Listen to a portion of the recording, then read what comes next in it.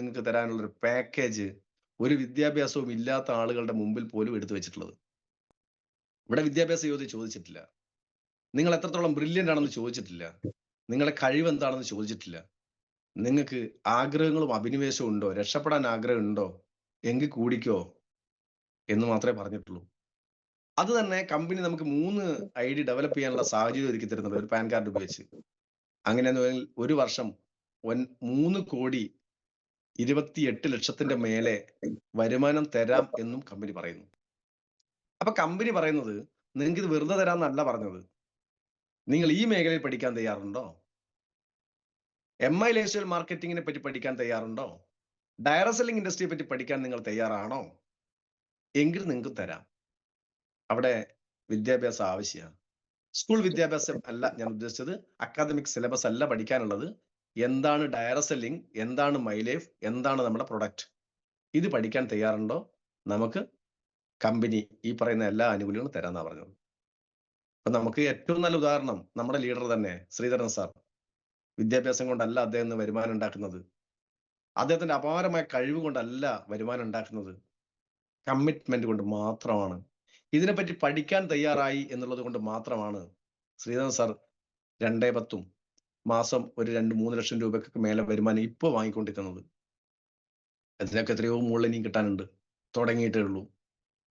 ഒരു 5, 8, 10 വർഷം കൊണ്ട് നേട്ടങ്ങൾ ഉണ്ടാക്കാൻ കഴിയുന്നുണ്ടെങ്കിൽ, ഒരു 10 വർഷത്തെ വിദ്യാഭ്യാസം കൊണ്ടാണ് അദ്ദേഹം ഈ മേഖലയിൽ നേട്ടം ഉണ്ടാക്കിയതെങ്കിൽ, ആ 10 വർഷം നമുക്കും ഒന്ന് നന്നായി വിദ്യാഭ്യാസം ഈ മേഖലയിൽ ഉണ്ടാക്കിയെടുക്കാൻ തീരുമാനിച്ചാൽ നമുക്കും കിട്ടും, സംശയമൊന്നും വേണ്ട.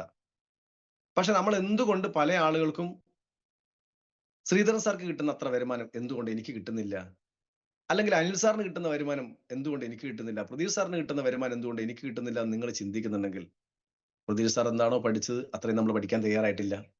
അനിൽ സാർ എന്താണോ ഈ മേഖലയിൽ പഠിച്ചത് ചെയ്യുന്നത് അത് നമ്മൾ ചെയ്യാൻ തയ്യാറായിട്ടില്ല. ശ്രീധരൻ സാർ എന്താണോ ഈ മേഖലയിൽ പഠിച്ചത് അത് പ്രവർത്തിക്കാൻ അല്ലെങ്കിൽ അത് പഠിക്കാൻ നമ്മൾ തയ്യാറായിട്ടില്ല. എപ്പോ നമ്മൾ അവരൊക്കെ പഠിച്ചത് അവരൊക്കെ ചെയ്യുന്നത് നമ്മളൊക്കെ ചെയ്യാൻ തുടങ്ങുന്നോ അന്ന് നമുക്കും കിട്ടും, അതും അതുക്ക് മേലെയും. അപ്പൊ തീർച്ചയായും എനിക്ക് നിങ്ങളോട് പറയാനുള്ള ഒരു കാര്യം എന്ന് പറയുന്നത്, ഡയറക്ട് സെല്ലിംഗ് ഇൻഡസ്ട്രിയിൽ പ്രവർത്തിക്കുന്നുണ്ടെങ്കിൽ ഡയറക്ട് സെല്ലിംഗ് ഇൻഡസ്ട്രി എന്താണെന്നും നമ്മുടെ കമ്പനി എന്താണെന്നും ഒരു ദിവസത്തെ ക്ലാസ് കൊണ്ട് മനസ്സിലാക്കാമെന്ന് നിങ്ങൾ ഒരിക്കലും തെറ്റിദ്ധരിക്കരുത്. ഏതൊക്കെ പ്രോഗ്രാമുകൾ ഉണ്ടോ ആ പ്രോഗ്രാമുകൾ നമ്മൾ മാക്സിമം ഉപയോഗപ്പെടുത്തുന്ന ആളുകൾക്കാണ് ഡയറക്ട് സെല്ലിംഗ് ഇൻഡസ്ട്രിയിൽ വിജയിക്കാൻ കഴിയുക. അപ്പോ സ്വാഭാവികമായും ഇതിലുള്ള ക്ലാസ്സുകൾ എവിടെയൊക്കെയാണ് നടക്കുന്നത്? അതായത് ഡയറക്ട് സെല്ലിംഗ് ഇൻഡസ്ട്രി പഠിക്കണമെങ്കിൽ അതിൻ്റെ ഒരു ക്ലാസ് ഉണ്ടാവുമല്ലോ. ഇതിന് ക്ലാസ് എന്നല്ല പറയുക, പ്രോഗ്രാമുകൾ എന്നാ പറയുക.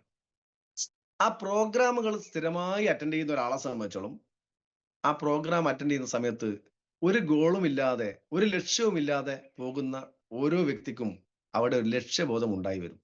കൃത്യമായി അഭിനിവേശത്തോടെയാണ് പഠിക്കുന്നതെങ്കിൽ, അല്ലെങ്കിൽ ഉണ്ടാകാൻ ഒരു ചാൻസും ഇല്ല കേട്ടോ. അപ്പോ ഈ ഗോൾ സെറ്റ് ചെയ്യുന്ന സമയത്ത് അതിനും ആളുകൾക്ക് പരിമിതിയാണ്. അതുകൊണ്ടാണല്ലോ നമ്മൾ സാധാരണക്കാരായത്. അപ്പൊ സ്വാഭാവികമായും നമ്മൾ സാധാരണക്കാരിൽ നിന്ന് അസാധാരണക്കാരനാകണമെങ്കിൽ നമുക്ക് ഒരു ഗോള് വേണം, നമുക്കൊരു വിദ്യാഭ്യാസം വേണം. ആ ഗോളുകൾ ഉണ്ടാക്കി തരുന്നതിന് ലീഡേഴ്സ് നിങ്ങളെ സഹായിക്കും. ചിലപ്പോ ആ ഗോൾ സെറ്റ് ചെയ്യുന്നതിന് വേണ്ടി ആയിരിക്കാം അനിൽ സാർ പറയും, സാറേ ഇന്നൊരു പ്രോഗ്രാം ഉണ്ട്, നിങ്ങൾ എത്ര ആളെ പങ്കെടുപ്പിക്കും, നിങ്ങൾ ഇത്രയാളെ പങ്കെടുപ്പിച്ച് വരണം, നിർബന്ധമായിട്ട് ഇന്ന ആളുകളെ കൂട്ടണം എന്ന് പറയുന്ന സമയത്ത് അനിൽ സാറിന് വേറെ പണിയൊന്നുമില്ല, അയാൾക്ക് പറഞ്ഞാൽ മതി, ഇവരെ വിളിച്ചാൽ കിട്ടണ്ടേ. കാരണം അവിടെ അനിൽ സാറിന് ഗോൾ ഉണ്ട്, നമുക്ക് ഗോൾ ഇല്ല എന്നുള്ള സത്യം. ആ ഗോള് നമ്മൾ സെറ്റ് ചെയ്ത് കഴിഞ്ഞാൽ അദ്ദേഹം പറയുന്ന അനുസരിച്ച് ചെയ്താൽ എനിക്ക് എന്തൊക്കെ നേട്ടം ഉണ്ടാക്കാം എന്ന് നമ്മൾ ഒന്ന് അസ്യൂം ചെയ്ത് അല്ലെങ്കിൽ ഊഹിച്ചെടുത്തു കഴിഞ്ഞാൽ ഇതെന്തിനാണ് അദ്ദേഹം പറയുന്നത് എന്നുള്ളത് കൃത്യമായ ബോധ്യത്തോടു കൂടി നമ്മൾ ശ്രദ്ധിച്ചു കഴിഞ്ഞാൽ നമുക്ക് നേട്ടം ഉണ്ടാക്കാം. അപ്പോ അനിൽ സാർ നേരത്തെ സംസാരിക്കുന്നത് കേട്ടു, ലീഡേഴ്സിന് ഇത്ര കിട്ടും, അതിനുവേണ്ടി അവർ സംസാരിക്കുന്നത് സത്യം തന്നെയാണ്, ഒരു സംശയം വേണ്ട. ഞാൻ എന്തെങ്കിലും സംസാരിക്കുന്നത് എനിക്ക് കിട്ടാൻ വേണ്ടി തന്നെയാണ്. പക്ഷേ ഓരോ ലീഡേഴ്സും അതിനെപ്പറ്റി സംസാരിക്കുന്ന സമയത്ത് അവർക്ക് മാത്രം കിട്ടാനായിക്കൊണ്ട് ഒരിക്കലും പ്ലാൻ ചെയ്യാൻ കഴിയില്ല. അവിടെ നമ്മളെ സംബന്ധിച്ചോളം നിങ്ങൾക്ക് നേട്ടമുണ്ടാക്കി തന്നുകൊണ്ട് നേട്ടമുണ്ടാക്കാൻ വേണ്ടി തന്നെയാണ് പ്ലാനിങ്. അതാണ് പ്ലാനിങ് എന്ന് പറയുന്നത്. ഡയറക്ട് സെല്ലിംഗ് ഇൻഡസ്ട്രിയിൽ മാത്രമല്ല കേട്ടോ. ഗോകുലം ചിറ്റ് ആൻഡ് ഫിനാൻസിന്റെ മീറ്റിംഗ് ആദ്യം കൂടുക മുകളിൽ നിന്നാണ്. ഗോകുലം ഗോപാലൻ MD അദ്ദേഹത്തിന്റെ എല്ലാ സ്റ്റേറ്റിലുള്ളയും പ്രധാനപ്പെട്ട മാനേജർമാരെ വിളിച്ചിരുത്തി ഒരു മീറ്റിംഗ് കൂടും. അതാത് സംസ്ഥാനത്തുണ്ടാകുന്ന ബിസിനസിന്റെ ഏറ്റക്കുറച്ചിലുകളെ പറ്റി വിലയിരുത്തും. ആ വിലയിരുത്തലിന്റെ അടിസ്ഥാനത്തിൽ ഓരോരുത്തർക്കും ഓരോ സ്റ്റേറ്റിനും ഓരോ ടാർഗറ്റ് കൊടുക്കും. ആ ടാർഗറ്റ് അച്ചീവ് ചെയ്യാൻ പിന്നീട് ശ്രമിക്കുന്നത് ഗോകുലം ഗോപാലനല്ല. അതാത് സ്റ്റേറ്റ് മാനേജേഴ്സ് ആണ് അവരുടെ എല്ലാ ജില്ലയിലുടെയും പ്രധാനപ്പെട്ട ബ്രാഞ്ചുകളുടെയും മാനേജർമാരുടെ മീറ്റിംഗ് വിളിക്കും. ഏരിയ മീറ്റിംഗ്, സോണൽ മീറ്റിംഗ് എന്നൊക്കെ പറയും. അങ്ങനെ ഒരു മീറ്റിംഗ് വിളിച്ച് അവിടെയുള്ള എല്ലാ ജില്ലയിലുള്ള മാനേജർമാർക്കും ഒരു ടാർഗറ്റ് കൊടുക്കും. ഇപ്പോ നിങ്ങളെ ബ്രാഞ്ചിൽ നിന്ന് എത്രയാണ് വന്നത്, കഴിഞ്ഞ മാസം എത്രയാണ് വന്നത്, അതിന്റെ മുമ്പിലത്തെ മാസം എത്രയാണ് വന്നത്, ഈ മാസത്തെ സ്ഥിതി എന്താ, ഒരു വിലയിരുത്തൽ നടത്തും. അത് നടത്തി കഴിഞ്ഞാൽ അതാത് മാനേജർമാർ ആ ജില്ലയിലുള്ള എല്ലാ ആളുകളുടെയും ഒരു മീറ്റിംഗ് വിളിക്കും. അവിടുന്ന് പിന്നെയും നടക്കും പ്ലാനിങ്. അവസാനം വന്ന് അതാത് ബ്രാഞ്ചുകളിൽ അവിടുത്തെ മാനേജർമാർ അവിടെയുള്ള എല്ലാ സ്റ്റാഫുകളെയും വിളിച്ചിരുത്തും. എന്നിട്ട് പറയും, നിങ്ങളുടെ ടാർഗറ്റ് എന്നതാണ്. ഒരു കാര്യം ചോദിച്ചോട്ടെ, ഈ ടാർഗറ്റ് അച്ചീവ് ചെയ്താൽ ഇവർക്ക് ശമ്പളം അല്ലാതെ എന്തെങ്കിലും കൂട്ടി കൊടുക്കുമോ? ഒന്നും കൊടുക്കില്ല. പക്ഷെ അതാത് ബ്രാഞ്ചുകൾ നന്നായി നടക്കണമെങ്കിൽ, ഇവർക്ക് ജോലി നിലനിർത്തണമെങ്കിൽ, അവിടെ സ്റ്റാഫായി തുടരണമെങ്കിൽ ആ ബ്രാഞ്ച് നിലനിർത്തൽ ആവശ്യമാണ്. ആ ബ്രാഞ്ചിന്റെ പെർഫോമൻസ് ആണ് ഇവരുടെ അന്നം. ഇവിടെ നിങ്ങൾക്ക് അന്നം മാത്രം ഉണ്ടാക്കി തരാനല്ല ടാർഗറ്റ് ചെയ്യുന്നത്. ഇവിടെ നടക്കുന്നത് ഇത് തന്നെയാണ്. ബെല്ലിന് സാർ മൊത്തത്തിൽ നമ്മുടെ IIT-ITC ഞങ്ങൾ RTC ലീഡേഴ്സിന്റെ മൊത്തം ഒരു ട്രെയിനിങ് വിളിച്ചു, മീറ്റിംഗ് വിളിച്ചു. ആ RTC മീറ്റിംഗിൽ എല്ലാ RTCകൾക്കും ഒരു ടാർഗറ്റ് കൊടുത്തു.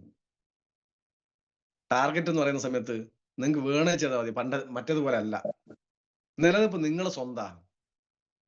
അത് നിലനിർത്തണമെങ്കിൽ ഇന്ന കാര്യങ്ങൾ ഞാൻ ചെയ്യുന്നുണ്ട്. അതിനൊക്കെ നിങ്ങൾ എത്രത്തോളം ആളുകളെ പങ്കെടുപ്പിക്കും എന്നുള്ള ചോദ്യം ചോദിക്കുക. ആ ചോദ്യം എന്തിനാ? എന്നെ സംബന്ധിച്ച് ചോദിക്കുകയാണെങ്കിൽ, എന്റെ ടീമിൽ എത്രത്തോളം ആളുകളെ പങ്കെടുപ്പിക്കാൻ കഴിയുന്നു, എന്റെ ടീമിൽ ആളുകൾക്ക് എത്രത്തോളം നേട്ടങ്ങൾ ഉണ്ടാക്കി കൊടുക്കാൻ കഴിയുന്നു, അതാണ് എന്റെ വിജയം. ഞാൻ വിജയിച്ചാലും വിജയിച്ചില്ലെങ്കിലും ഇതല്ലെങ്കിൽ വേറെ ബ്രാഞ്ച് ആർക്ക് തുറക്കാൻ കഴിയും? ബെല്ലിൻ സാറിന് തുറക്കാൻ കഴിയും. അപ്പൊ സ്വാഭാവികമായും നമ്മൾ ഇവിടെ എല്ലാ ആളുകളും ഒരു കോമ്പറ്റീഷൻ, ആരാണ് മികച്ചവൻ.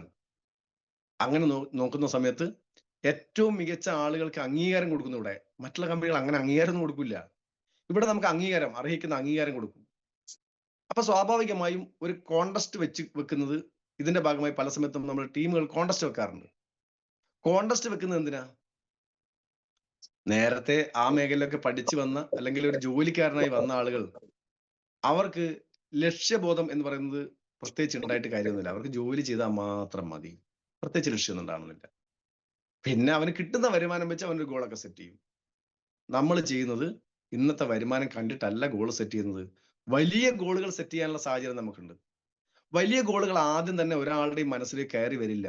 അതായത് ഇന്ന് ഇൻഡിപെൻഡന്റ് ഡിസ്ട്രിബ്യൂട്ടറായി വന്ന അല്ലെങ്കിൽ ബ്രോൺസ് റാങ്കിൽ നിൽക്കുന്ന, സിൽവർ റാങ്കിൽ നിൽക്കുന്ന ഒരാളോട്, സാറേ നിങ്ങൾ ബെൻസ് കാർ സ്വപ്നം കണ്ടോ? ഒരു കാര്യമില്ല കണ്ടിട്ട്. അവർക്ക് കാണാൻ പറ്റുന്ന സ്വപ്നം എന്താണ്? ഒരു ബ്രോൺസ് സിൽവർ റാങ്കിൽ നിൽക്കുന്ന ആളുകൾക്ക് കാണാൻ പറ്റുന്ന ഒരു സ്വപ്നം പല സമയത്തും, എനിക്ക് സ്വന്തമായിട്ടൊരു മൊബൈൽ ഫോൺ വേണം. എൻ്റെ കയ്യിലുള്ള ഫോണ് ചെറിയൊരു ഫോണാണ്, കുഞ്ഞി ഫോണാണ്. എനിക്ക് ഇതിനകത്ത് ആപ്ലിക്കേഷൻ നോക്കണമെങ്കിൽ, പ്രോഗ്രാമുകളെ പറ്റി അറിയണമെങ്കിൽ, വാട്സപ്പ് വേണമെങ്കിൽ എനിക്കൊരു ആൻഡ്രോയിഡ് ഫോൺ വേണം, അതും കൊള്ളാവുന്നൊരു ഫോൺ വേണം. ഇത് ആഗ്രഹിക്കുന്ന തെറ്റില്ല ഒരു ഇൻഡിപെൻഡന്റ് ഡിസ്ട്രിബ്യൂട്ടറെ സംബന്ധിച്ചോളം. അങ്ങനെയാണെങ്കിൽ അവരെ സംബന്ധിച്ചോളം ഇവിടെ ഏറ്റവും ചെറിയ ഗോൾ, പക്ഷെ അവരെ സംബന്ധിച്ചോളം ഏറ്റവും വലിയ ഗോൾ തന്നെ പറയാം. മൊത്തത്തിൽ നോക്കുന്ന സമയത്ത് ഒരു ഫോൺ വാങ്ങുക എന്ന് പറഞ്ഞാൽ വലിയ ഗോളൊന്നും അല്ല. പക്ഷെ ഒരു ഇൻഡിപെൻഡന്റ് ഡിസ്ട്രിബ്യൂട്ടറെ സംബന്ധിച്ചോളം അവർക്കൊരു മൊബൈൽ ഫോൺ അതൊരു ഗോൾ തന്നെയാണ്. അതിനുവേണ്ടി പണിയെടുക്കുന്ന സമയത്ത് ഒരു 20,000, 20,000, 25,000 വേണമെങ്കിൽ, ആ വരുമാനം ഉണ്ടാക്കണമെങ്കിൽ ഞാൻ ഏത് റാങ്കിൽ എത്തണം? ഒരു റൂബി റാങ്കിൽ എത്തുന്ന ആളെ സംബന്ധിച്ചോളം 12,000 രൂപ കിട്ടും. ഒരു TC റാങ്കിൽ എത്തുമ്പോൾ എത്ര കിട്ടും? 30,000 രൂപ കിട്ടും. ഓക്കെ, ഒരു ഫോൺ വാങ്ങാനുള്ള പൈസയായി. അപ്പൊ ഒരു TC റാങ്കിൽ എത്താൻ എത്ര സമയം കൊണ്ട് എത്തണം? ഒരു കൊല്ലം കൊണ്ട് TC റാങ്കിൽ എത്തിയാൽ നിങ്ങൾ മൊബൈൽ ഫോൺ വാങ്ങില്ല. കാരണം അതിന്റെ എക്സ്പെൻസ് ആയിട്ട് നമ്മൾ കുറെ പോയിട്ടുണ്ടാവും, ഇൻവെസ്റ്റ്മെന്റ് ആയിട്ട് കുറെ പോയിട്ടുണ്ടാവും. അതിനിടയ്ക്ക് കുറെ 2 ഡേ നമ്മൾ അറ്റൻഡ് ചെയ്തിട്ടുണ്ടാവും, കുറെ 1 ഡേ അറ്റൻഡ് ചെയ്തിട്ടുണ്ടാവും, കുറെ FSSന് പോയിട്ടുണ്ടാവും, കുറെ GTSന് പോയിട്ടുണ്ടാവും. അങ്ങനെ പല പ്രോഗ്രാമിന് പോകുന്ന സമയത്ത് കിട്ടുന്നതിനനുസരിച്ച് അങ്ങോട്ട് പോയിട്ടുണ്ടാവും.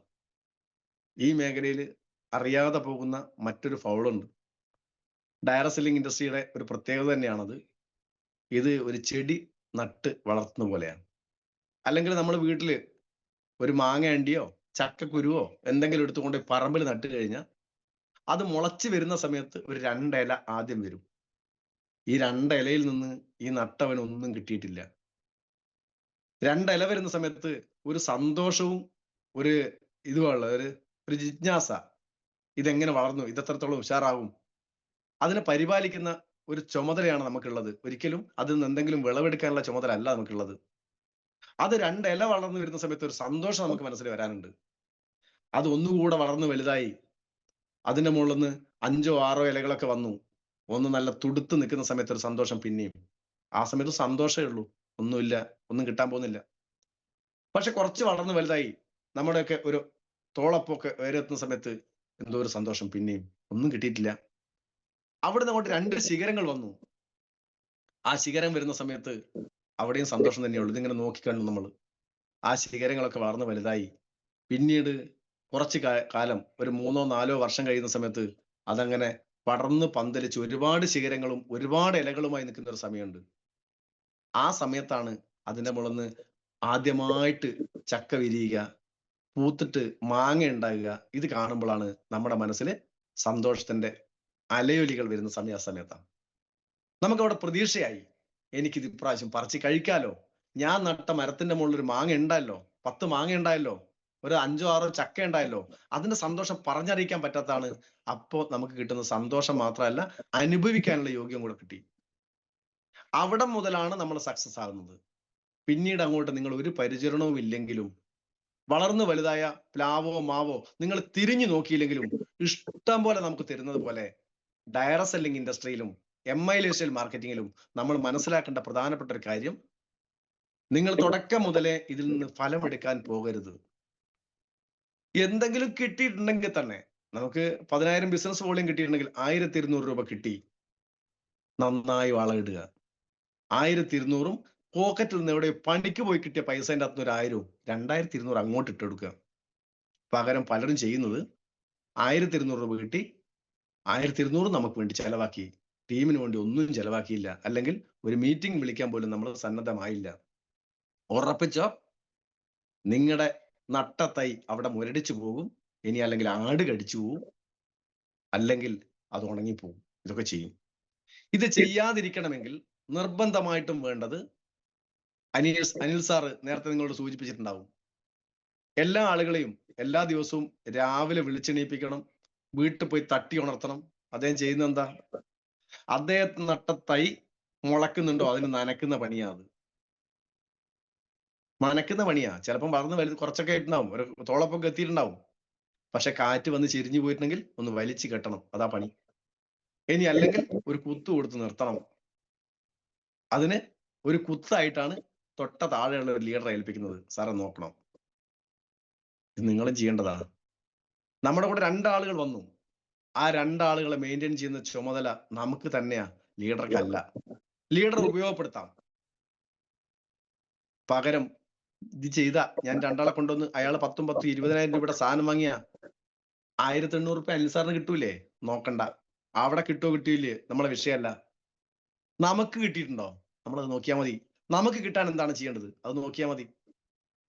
ലീഡേഴ്സ് എന്ന് പറയുന്നത് NDC, CTC, ITC, RTC, STC അല്ല ലീഡേഴ്സ്.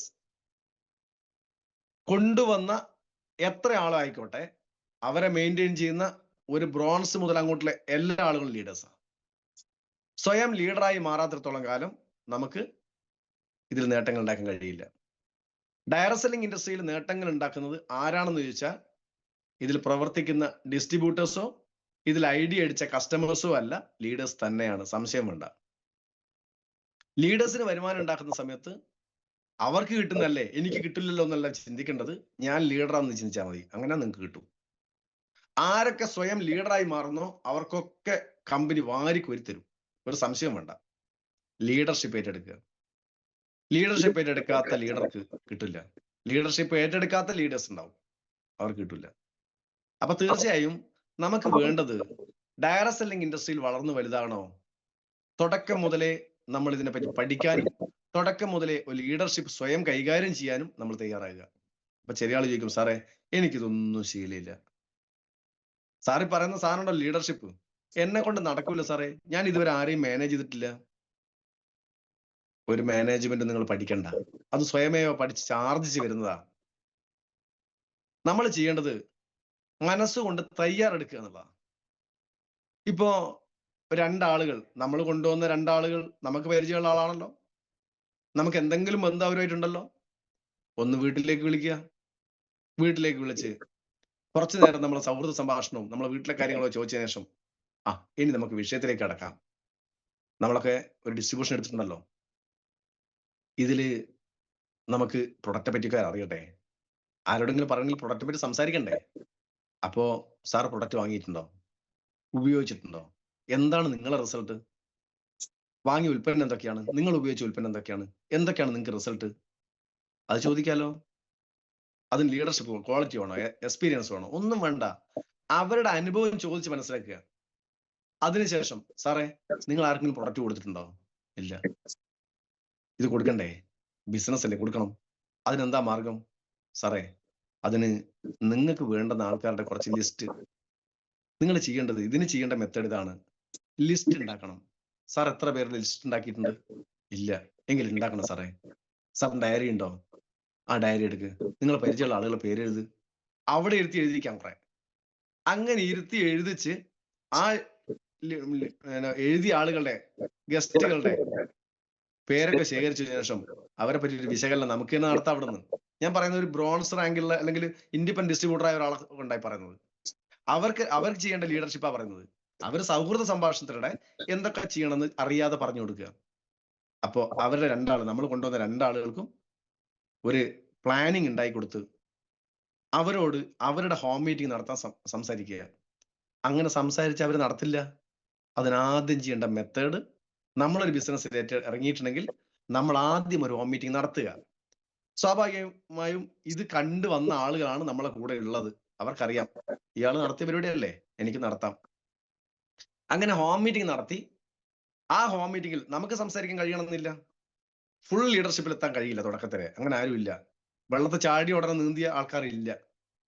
അത് ആരെങ്കിലും അടി കൈവച്ച് കൊടുത്തിട്ടോ അല്ലെങ്കിൽ തൊണ്ടുകൾ എരച്ചു കെട്ടി അതിന് മുകളിലോ അല്ലെങ്കിൽ ടയറിന്റെ ട്യൂബിന്റെ മുകളിലൊക്കെയാ പോയത്. ഒരു സപ്പോർട്ട് എല്ലാവർക്കും ഉണ്ട്.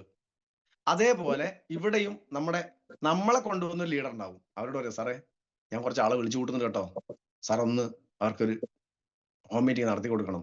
തുടക്കത്തിൽ അതൊക്കെ ആവശ്യമാണ്. കാലാകാലം അല്ല കേട്ടോ. അത് 2 or 3 പ്രോഗ്രാം കഴിയുന്ന സമയത്ത് നമ്മൾ പറഞ്ഞു തുടങ്ങുക. തുടക്കത്തിലെ എക്സ്പീരിയൻസ് അല്ലെങ്കിൽ MC കൈകാര്യം ചെയ്യുക. നമ്മളെ കൊണ്ടുവന്ന ആളുണ്ടല്ലോ, അയാളാണ് ഈ പ്രോഗ്രാം കൈകാര്യം ചെയ്യുന്നെങ്കിൽ നമ്മൾ അവിടെ എഴുന്നേറ്റ് നിന്ന് ഒരു സ്വാഗതം. നമ്മളെ വീട്ടിലെ ഹോം മീറ്റിംഗ് നടത്തുന്ന സമയത്ത് സ്വാഗതം പറയേണ്ടത് നമ്മളാ. സംസാരിച്ച് തുടങ്ങുന്ന അവിടെയാണ് ലീഡർഷിപ്പ് സ്റ്റാർട്ട് ചെയ്യുന്നത്. അത് സംസാരിച്ചു കഴിഞ്ഞാൽ നമ്മളേതോ സിനിമയിലുണ്ട്, കുമ്പിടി, ജഗതി ശ്രീകുമാർ ചിക്കൻ കടിച്ച് വരയ്ക്കുന്ന സമയത്ത് മറ്റേ ഇന്നസെന്റ് കണ്ടുപോയിട്ട് കംപ്ലൈന്റ് പോകുന്നതിന്റെ ഓടിക്കത് അപ്പുറത്ത് പോയി കണ്ടില്ല. നിങ്ങൾ സിനിമ കണ്ടിട്ടുണ്ടെങ്കിൽ അറിയാം. അതേപോലെ ചിലപ്പോൾ MC കൈകാര്യം ചെയ്ത് കഴിഞ്ഞാൽ ആദ്യമായിട്ടാണ് നമ്മളെ വീട്ടിലേക്ക് വിളിച്ച് 4 ആളെ വിളിച്ച് ഒരു സംഭാഷണം നടത്താൻ വേണ്ടി ആളുകളെ ഇൻവൈറ്റ് ചെയ്യുന്ന സമയത്ത് പിന്നെ അത് കഴിഞ്ഞ് എങ്ങനെയെങ്കിലും തടിതപ്പുക എന്നുള്ള കണ്ടീഷനാണ് നമ്മൾ ഉണ്ടാകുക. പക്ഷെ എങ്കിലും ഒരു ഉദ്യമം നമ്മൾ വിജയിച്ചു. ആ വിജയത്തിലേക്ക് പോകണമെങ്കിൽ നമ്മൾ ഇറങ്ങിയേ പറ്റൂ. വെള്ളത്തിൽ ഇറങ്ങാതെ നീന്തം പഠിക്കാൻ പറ്റില്ല. മുങ്ങിപ്പോകുന്നതിനെ പേടിക്കണ്ട, അതിന് താങ്ങാൻ ലീഡേഴ്സ് ഉണ്ടാവും. അപ്പോ നമ്മൾ ചെയ്യേണ്ടത് നമ്മുടെ ഉത്തരവാദിത്വം തുടക്കം മുതൽ ഏറ്റെടുക്കുക എന്നുള്ളതാണ്. അതെന്താണെന്ന് ലീഡേഴ്സ് പറഞ്ഞു തരും. അപ്പൊ സ്വാഭാവികമായും നമുക്ക് ഡയറക്ട് സെല്ലിംഗ് ഇൻഡസ്ട്രിയിൽ വളരാൻ സഹായിക്കുന്നത് ഞാൻ തുടക്കത്തിൽ പറഞ്ഞു പ്രോഗ്രാമുകളാണ്. പ്രോഗ്രാം സെന്ററുകൾ എവിടെയുണ്ടോ നമ്മളത് ഉപയോഗപ്പെടുത്തുക. ഓഫറുകൾ എന്തുണ്ടോ അത് നേടിയെടുക്കാൻ ശ്രമിക്കുക. അതേപോലെ ഒന്ന് വളർന്നു കഴിഞ്ഞ ലീഡറെ സംബന്ധിച്ചോളം ചെയ്യേണ്ടത്, അനിൽ സാർ നേരത്തെ പറഞ്ഞു വന്നതാ, തൃശ്ശൂർ പോക്കറ്റ് തുടങ്ങിയ സമയത്ത് അവിടെ ലീഡർ ഇല്ലെങ്കിൽ കാര്യമില്ല. ആ തൃശ്ശൂരിലുള്ള പോക്കറ്റ്, നമുക്ക് പോക്കറ്റുകളുടെ എണ്ണം വർദ്ധിപ്പിക്കലാണ് ഡയറക്ട് സെല്ലിംഗ് ഇൻഡസ്ട്രിയിലെ വിജയം. അതും ഞാൻ മറ്റൊരു കണക്ട് ചെയ്ത് പറയാം. ഗോകുലം ചിറ്റ് ആൻഡ് ഫിനാൻസ് നാദാപുരത്ത് ഒരു ഓഫീസ് ഉണ്ട്. അടുത്തത് നാദാപുരത്ത് മാർക്കറ്റിൽ അപ്പുറത്ത് വേറൊന്ന്, അടുത്തത് നാദാപുരത്ത് ഹോസ്പിറ്റലിനടുത്ത് വേറൊന്ന്, അടുത്തത് നാദാപുരത്ത് പിന്നെ സ്കൂളിന്റെ അടുത്ത് ഒന്ന്. കാര്യമുണ്ടോ? എത്ര ബിസിനസ് കിട്ടും? നാദാപുരത്ത് കിട്ടേണ്ട ബിസിനസ് അല്ല അവിടെ കിട്ടുള്ളൂ. ഒന്ന് നാദാപുരത്താണെങ്കിൽ ഒന്ന് കുറ്റ്യാടി തുടങ്ങണം, ഒന്ന് കുറ്റ്യാടിയാണെങ്കിൽ ഒന്ന് ബാലുശ്ശേരി തുടങ്ങണം. അതാത് പോക്കറ്റിൽ നിന്നുള്ള സെയിൽസ് കയറി വരണമെങ്കിൽ പോക്കറ്റുകളുടെ എണ്ണം വർദ്ധിപ്പിക്കണം. അടുത്തടുത്ത് തന്നെ കൊണ്ടുപോയി നടലല്ല പരിപാടി. ചില ആളുകളെ പ്രശ്നം ഞാൻ ഉൾപ്പെടെ ചെയ്ത ഫൗളാ പറയുന്നത്. ഒരു സ്ഥലത്ത് എന്ന് വെച്ചാൽ അവിടെ തന്നെ വട്ടം കറങ്ങുക, ഒരു പരിധി ഇനി സെയിൽസ് കയറില്ല. എത്രത്തോളം പോക്കറ്റുകൾ ഡെവലപ്പ് ചെയ്യാൻ സാധിക്കുന്നോ അത്രയും ബിസിനസ് കയറി വരും. അപ്പോ നമ്മൾ ചെയ്യേണ്ടത് പോക്കറ്റുകൾ ഡെവലപ്പ് ചെയ്യുക, മാക്സിമം പോക്കറ്റുകൾ ഡെവലപ്പ് ചെയ്യുക. ആ പോക്കറ്റുകൾ ഡെവലപ്പ് ചെയ്യണമെങ്കിൽ നമ്മുടെയൊക്കെ മൈൻഡ് ബ്ലോക്ക് എന്ന് പറയുന്നത്, സാറേ എനിക്ക് തൃശ്ശൂർ ആരുമില്ല, എനിക്ക് പാലക്കാട് ആരുമില്ല, എനിക്ക് കോഴിക്കോട് ടൗൺ വിട്ട് കഴിഞ്ഞാൽ, അല്ലെ കോഴിക്കോട് ജില്ല വിട്ട് കഴിഞ്ഞാൽ എനിക്ക് ആരുമില്ല. അതിനാണ് യാത്രകൾ ആവശ്യമാണ്. ആ യാത്രകൾ നിങ്ങൾ എത്രത്തോളം നടത്താൻ പറ്റുമോ നമുക്ക് അത്രയും സെയിൽസ് കയറ്റിക്കൊണ്ടുവരാം. അപ്പോ നമുക്ക് 7 മണിക്ക് അവസാനിപ്പിക്കേണ്ട പ്രോഗ്രാം ആണെന്ന് എനിക്കറിയാം. അതുകൊണ്ട് തന്നെ ഞാൻ പറഞ്ഞ് അവസാനിപ്പിക്കുകയാണ്.